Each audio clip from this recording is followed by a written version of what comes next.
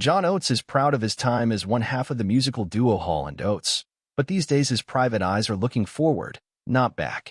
Amid his ongoing legal battle with ex-bandmate Daryl Hall, Oates said during a recent podcast appearance that he has moved on from the Hall and Oates experience.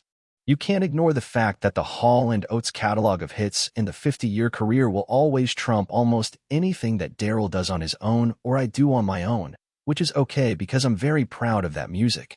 Oates said on the latest episode of David Yontef's Behind the Velvet Rope, "I'm really proud of what Daryl and I created together. I think we made music that will stand the test of time." But, Oates added, "I don't like to live in the past." He compared it to a long day spent on one's feet. "I make the analogy of what it's like when you go to a great museum and you're really excited to go and see all the beautiful paintings or the exhibits or whatever it might be, and then near the end, your feet start to hurt and you say, you know what? I can't wait to get out of here." That's kind of how I feel about it. Hall and Oates formed in the 1970s and rose to prominence with hits including Man-Eater, Private Eyes, and You Make My Dreams. Oates said those early years of superstardom were very intense, telling Yontef, "There was no time for reflection. It was a lot of business demands, a lot of heavy demands. Daryl and I were at the top of the pop world. We had #1 record after #1 record.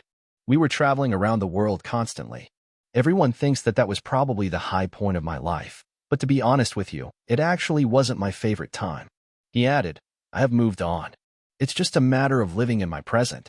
Hall, 77, filed a lawsuit against Oates, 75, last month to prevent him from selling his share of their joint venture Hall Oates Enterprises to Primary Wave Music, claiming that such a move would violate a business agreement between the two.